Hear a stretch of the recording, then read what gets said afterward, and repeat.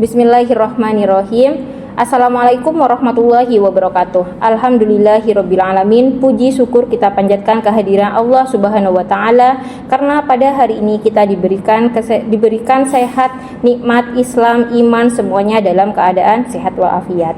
Salawat serta salam semoga tetap tercurahkan kepada junjungan Nabi besar Muhammad sallallahu alaihi wasallam. Perkenalkan, nama saya Ida Wahyuni, sarjana keperawatan nurse magister keperawatan. Saya merupakan salah satu dosen di program studi pendidikan profesi nurse Fakultas Ilmu Kesehatan Universitas Nahdlatul Ulama Al-Mu'affah Sampang.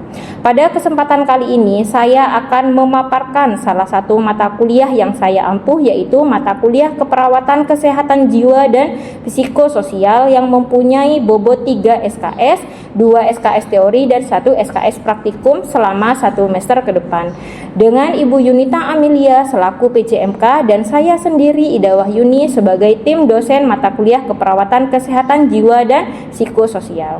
Sebagai seorang dosen, saya telah memaparkan tridharma perguruan tinggi, salah satunya adalah di bidang pengajaran.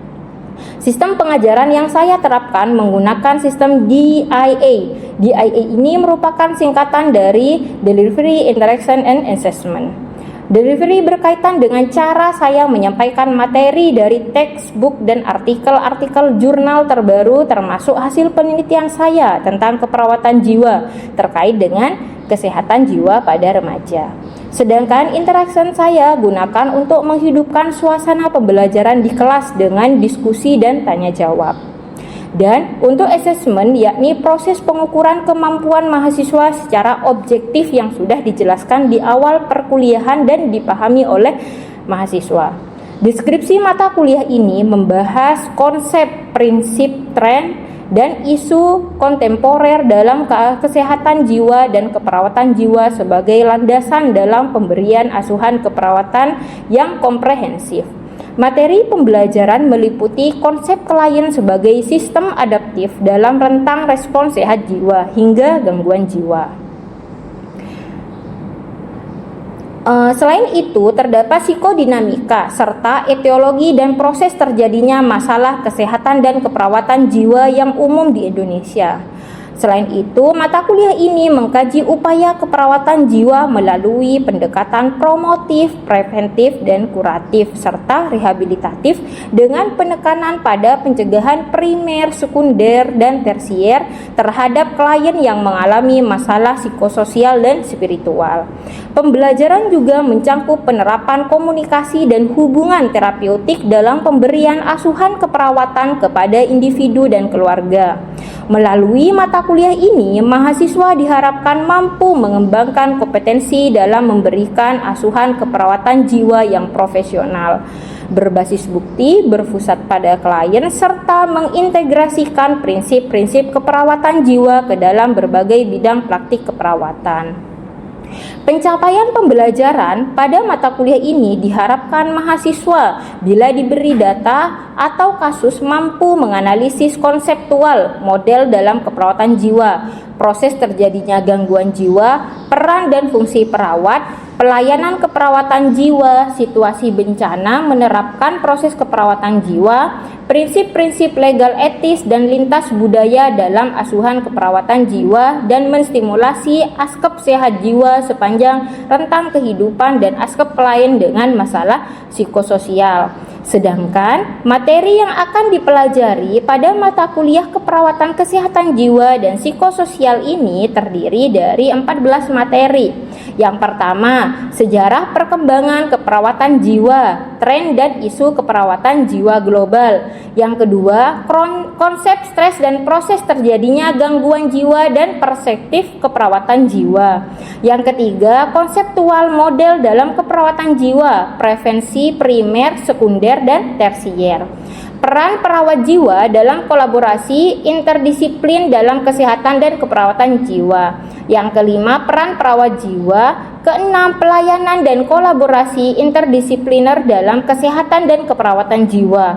Ketujuh, proses keperawatan jiwa. Delapan, sosiokultural dalam konteks asuhan keperawatan jiwa. 9, legal dan etis dalam konteks asuhan keperawatan jiwa. 10, aspek sehat jiwa sepanjang rentang kehidupan, diantaranya ibu hamil, bayi, toddler, prasekolah, usia sekolah, remaja, dewasa, dan lansia. Yang ke-11, asuhan keperawatan klien dengan gangguan konsep diri.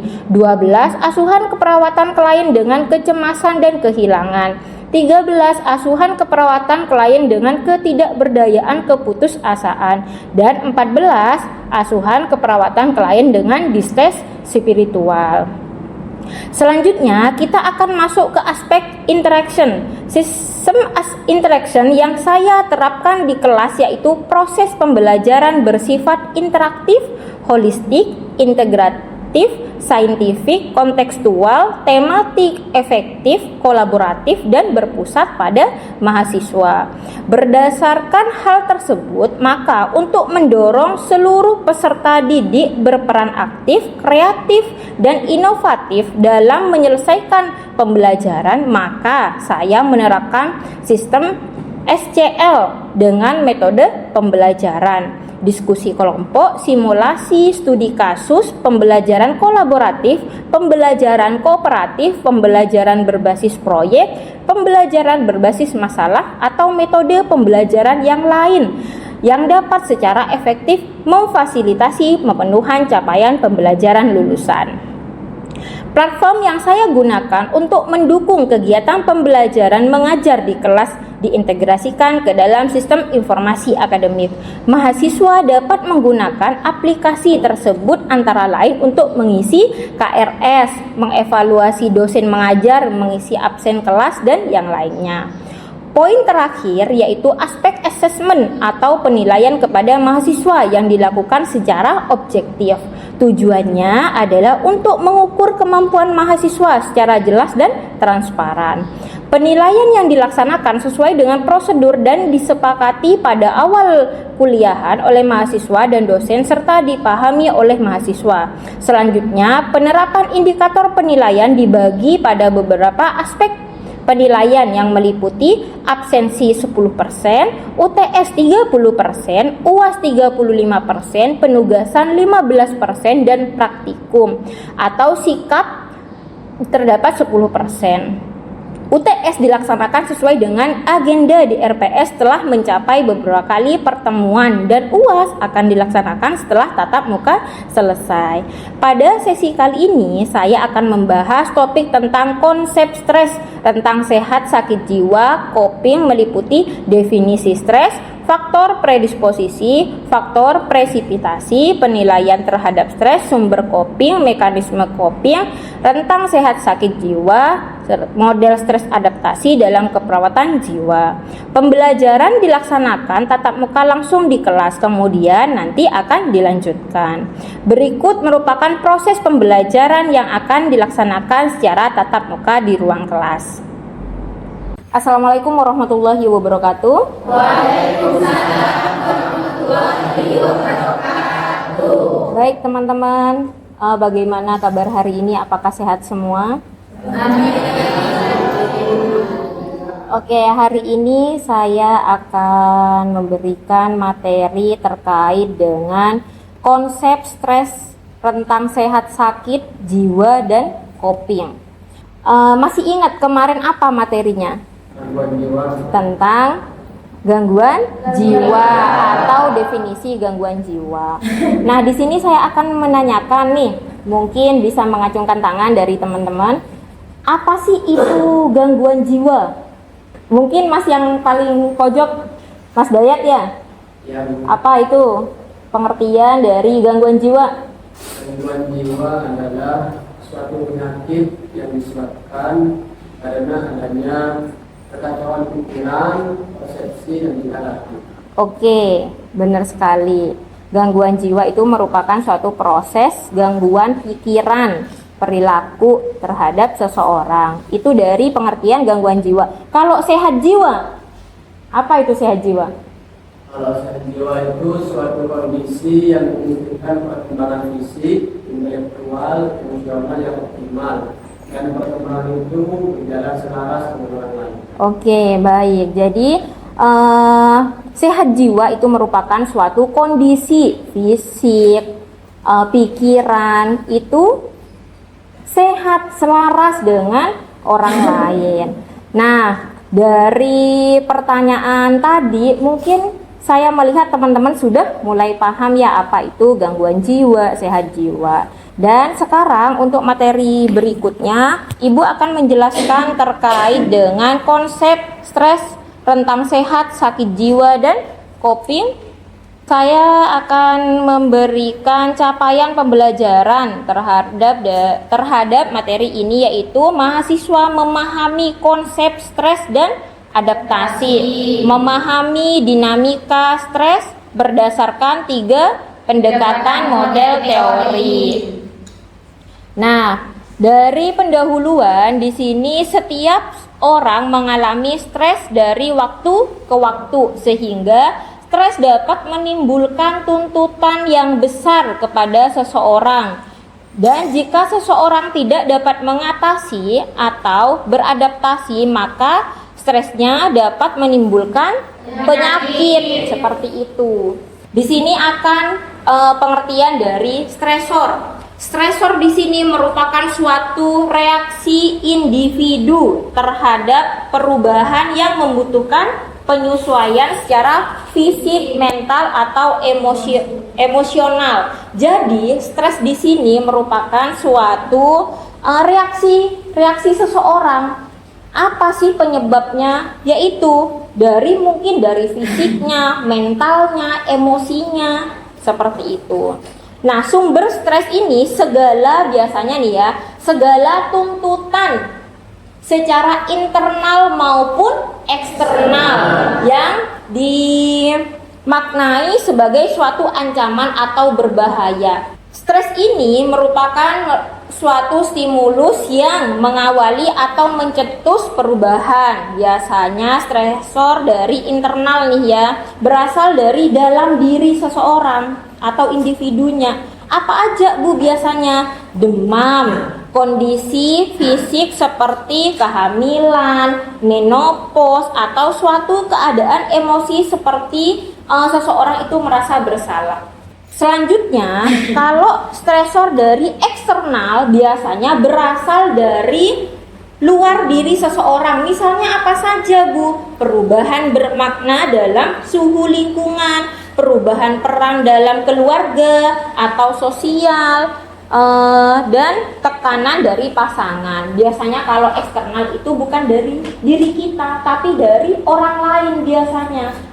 Oke, sumber stres dapat dibedakan menjadi 4. Yang pertama, acute atau time limited. Biasanya seseorang yang mengalami stresor ini datangnya tiba-tiba, tapi hilangnya juga relatif cepat. Biasanya orang yang seperti ini dia bisa mengatasi stresornya itu dengan copingnya bagus. Kalau dia stres nih hari ini, banyak pikiran, dia bisa mengatasinya dengan cara apa?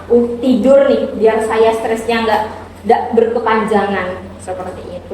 Saya mau jalan-jalan nih, oke, lakukan. Itu biasanya time limited. Dan yang kedua, stresor sequences. Biasanya ini terjadi dalam kurun waktu tertentu sebagai hasil dan peristiwa lain, misalnya perceraian, kehilangan pekerjaan, seperti itu. Biasanya orang-orang yang merasa kehilangan itu dalam stresornya, kepikiran, berkepanjangan. Terus yang ketiga, chronic intermittent. Biasanya ini terjadi dalam periode waktu tertentu, misalnya konflik saat bertemu rekan kerja. Yang keempat, chronic stressor. Biasanya stresor yang dialami terus-menerus atau stres berkepanjangan yang dialami oleh seseorang. Biasanya orang yang mengalami chronic stressor ini bisa menyebabkan depresi karena terlalu panjang stresnya. Selanjutnya, pendekatan teori stres. Ada sebagai stimulus. Stres akan muncul dan akan semakin meningkat apabila manusia berada di bawah tekanan. Masuk ke yang tadi ya, yang di awal, benar, ketika kita tidak ada tekanan maka stresor itu tidak akan muncul. Tapi ketika ada tekanan yang masuk ke dalam diri kita, pikiran kita akan mengalami stres. Nih, terus ada sebagai respon biologi. Stres adalah suatu respon biologis terhadap stresor yang diterima.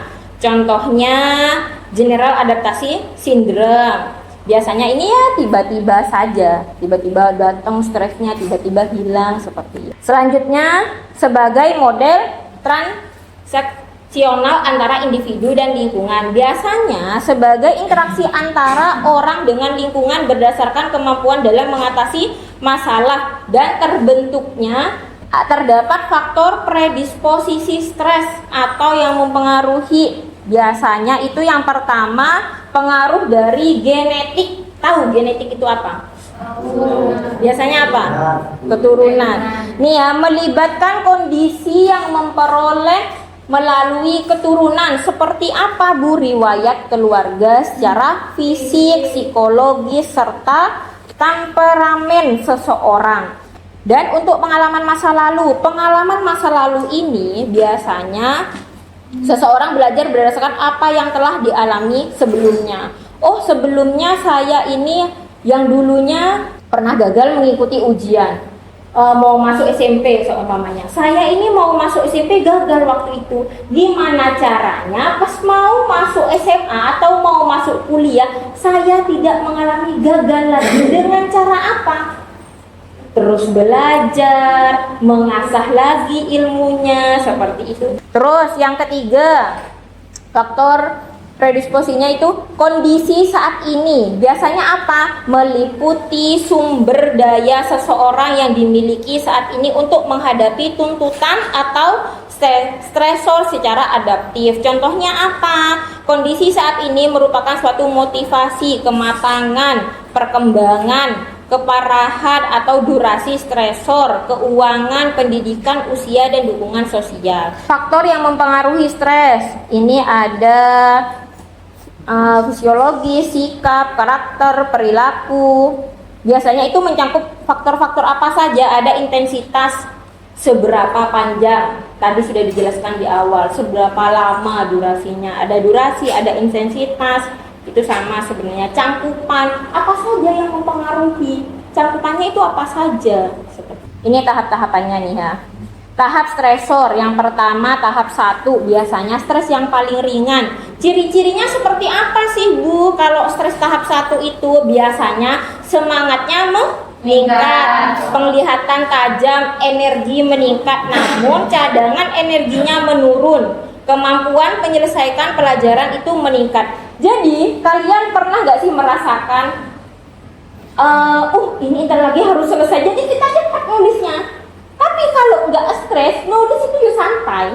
Tapi kalau dituntut waktunya jam 12 ntar lagi harus dikumpulkan, gimana perasaan kalian? Deg-degan kan? Kepikiran kan? Apa yang kalian lakukan? Langsung mengerjakan dan cepat. Itu stres tingkat atau tahap 1.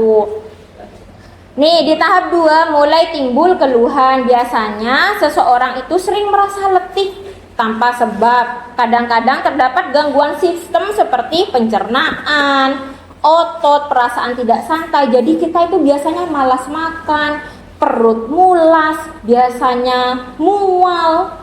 Seperti itu. Kalau tahap 3, biasanya sakit perut, mules, otot-otot terasa tegang, perasaan tegang, gangguan tidur, badan terasa ringan. Biasanya orang yang di tahap 3 ini bisa mengalami insomnia atau susah tidur, teman-teman. Seperti itu. Untuk di tahap 4, biasanya sulit beraktivitas, gangguan hubungan sosial, sulit tidur, penurunan konsentrasi, seperti itu. Biasanya kalau sudah di tahap 4 ini, orang yang mengalami stresor itu sudah tidak mau melakukan aktivitas, ya sudah mau tiduran, mau rebahan, main handphone, nggak mau makan.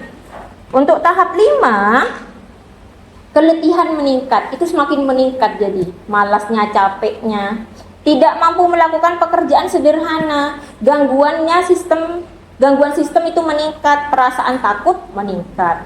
Kalau sudah di tahap akhir atau tahap buruk ini, makanya orang-orang yang mengalami gangguan jiwa, contohnya saya kasih contoh isolasi sosial, dia kan tidak mau beraktivitas sama sekali, ya kan? Nanti ujungnya apa? Kehalusinasi. Seperti itu, makanya kalian ini harus banyak-banyak beraktivitas. Terus ada respon stresor, ada respon psikologis, kognitif, respon emosi, respon tingkah laku, seperti itu. Nah, kita masuk ke adaptasi. Adaptasinya dengan cara apa sih kita? Adaptasi ini merupakan suatu perubahan individu dalam menyikapi suatu kejadian yang dapat menimbulkan stres. Sudah Ibu singgung di awal, apabila adaptasinya seseorang ini tidak baik atau adaptasinya turun, maka stresornya tidak akan hilang. Respon terhadap perubahan yang dapat berpengaruh keutuhan tubuh baik secara fisiologis maupun psikologis yang dapat menghasilkan respon perilaku adaptif. Terus berikutnya, hasil dari perilaku adaptif ini digunakan untuk mempertahankan keseimbangan. Adaptifnya umumnya keseimbangan dari mana? Kalian masuk ke lingkungan baru, ya kita harus beradaptasi. Umumnya kalian ntar lagi kan praktek nih ya, mau praktek ini pertama kali praktek, harus beradaptasi dengan lingkungan sekitar. Pasti kalian mengalami stresornya dengan cara apa? Mungkin nanti kalian disuruh sama perawatnya ini itu, dek minta tolong ya, karena tidak terbiasa memasuki rumah sakit dengan sebagai perawat, makanya kita mengeluh terus. Makanya kita itu harus bisa beradaptasi. Adaptasi pada stres secara frontal, cara menyesuaikan diri terhadap stres dengan menghadapi rintangan secara sadar atau realistis. Makanya pikiran kita itu harus jernih, pikiran kita itu harus fokus biar bisa mengatasi masalah apa yang ada pada diri kita. Nih, menggunakan mekanisme defensif. Yang pertama itu proyeksi atau menyalahkan orang lain. Ketika kita banyak pikiran ya, sebenarnya kita yang salah. Tapi kita itu biasanya, enggak, gara-gara kalian nih. Gara-gara kalian kita nggak presentasi hari ini. Gara-gara kamu tidak mengerjakan, pasti menyalahkan. Padahal kan itu tim sih ya. Terus ada introversi, itu menarik diri. Dia mengalami masalah, oh ya sudah diam saja, biarin kelompok yang presentasi, saya nggak mau ikut campur. Biasanya ada orang seperti itu. Terus kegembiraan dan kesibukan. Ada orang lagi yang mengalami stresor, itu biasanya dia melakukan aktivitas biar dia tidak merenung sendirilah ya. Nah, faktor predisposisi ada yang tadi Ibu jelaskan tadi, ada biologis, psikologis, ada lagi sosiokultural. Faktor presipitasinya itu biasanya dari sifatnya, dari sumbernya, waktu dan jumlahnya. Seperti itu. Tadi Ibu menjelaskan di awal itu ada durasinya berapa lama, dari mana saja kita. Nah, dari model adaptasi stres Stewart ini seperti ini, mencangkup semuanya. Dan penilaian stresor, ada konektif, afektif, psikologis, perilaku, sosial. Terus ada sumber coping, kemampuan personal, ada dukungan, ada aset ekonomi, ada motivasi. Jadi orang stres itu nggak hanya copingnya sendiri, tapi harus ada dukungan dari orang lain. Seperti itu teman-teman. Ini sifat mekanisme coping, ada konstruktif dan destruktif. Nih, terdapat 3 jenis mekanisme coping. Yang ada problem fokus, biasanya itu melibatkan segala upaya untuk mengatasi ancaman. Ada Quantifiably itu biasanya individu berupa melakukan coping dengan perubahan cara pandang terhadap permasalahan. Contohnya itu membandingkan secara positif. Emosional atau emosi. Di sini individu berupa mengelola emosinya sebagai bentuk mekanisme coping. Contohnya adalah dengan melakukan ego defensi mekanisme.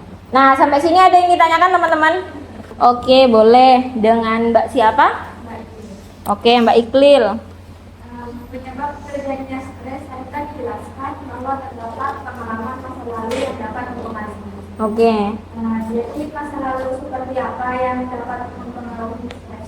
Oke, masa lalu tadi di atas sudah dijelaskan ya. Masa lalu yang seperti apa sih Bu? Kok bisa stresor itu membuat kita mengalaminya? Ini teman-teman, saya kasih contoh. Mungkin di sini ada salah satu teman-teman yang waktu SD, SMP, SMA dibully atau membuli. Ada? Ada yang dibully? Nah, proses masa lalu itu ketika seseorang dilakukan pembulian, dia akan beranjak ke proses berikutnya. Ketika coping individu ini tidak baik, seseorang ini akan mengalami ke tahap gangguan jiwa. Anak ini itemnya, anak ini gendutnya, maksudnya dibully secara fisik. Kok kamu gendut dari SD, SMP sampai SMA kok nggak kurus-kurus? Kamu makan apa sih? Itu biasanya seperti itu teman-teman. Nah, orang ini yang dibully karena copingnya tidak bagus, ketika masuk SMA, ketemu lagi sama si gendut. Biasanya seperti ini. Kok kamu gak kurus-kurus? Nah, orang ini yang gendut ini ketika dia sudah masa kuliahnya, tapi copingnya tidak bagus, dia biasanya apa yang terjadi saat-saat ini? Bunuh diri. Ya, bunuh diri terjadinya nantinya seperti itu. Karena apa? Masa dari SD sampai kuliah dia selalu dibully? Seperti itu. Masa lalu yang buruk itu bisa mempengaruhi. Itu nih ya salah satu contohnya. Oke, ada mungkin yang ini tanyakan lagi teman-teman? Sudah paham ya? Oke, sudah paham. Kalau sudah paham, Ibu akan memberikan pertanyaan nih. Apakah benar-benar paham apa yang Ibu jelaskan terkait dengan konsep stres dan coping? Adaptasi terhadap stres itu ada dua. Ingat tidak apa saja? Gak ingat ya? Oke. Mbak siapa namanya Mbak? Mbak Rara, oke boleh sebutkan apa saja sih adaptasi terhadap stres? Satu, adaptasi fisiologis. Dua, adaptasi psikologis. Oke, apa sih adaptasi secara fisiologis itu? Kalau secara fisiologis yaitu penyesuaian organ tubuh. Organ tubuh, oke. Yang dimaksud Mbak Rara itu secara fisiologis, organ tubuh itu dia dari fisik kita, kan fisiologis, ya kan? Oke, selanjutnya secara psikologisnya. Respon perubahan lingkungan seperti trauma atau situasi. Oke, kalau itu secara psikologis. Kalau tidak ada yang ingin tanyakan, saya akhiri ya perkuliahan hari ini. Semoga apa yang kita diskusikan menjadi berkah. Amin. Wassalamualaikum warahmatullahi wabarakatuh.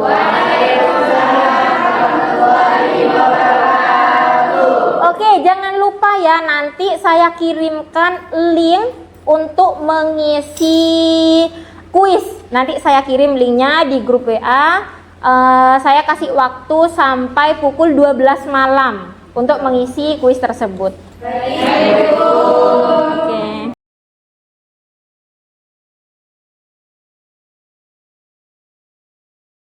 Sekian pemaparan dari saya terkait dengan penjelasan RPS dan video pembelajaran di kelas. Kurang dan lebihnya mohon maaf.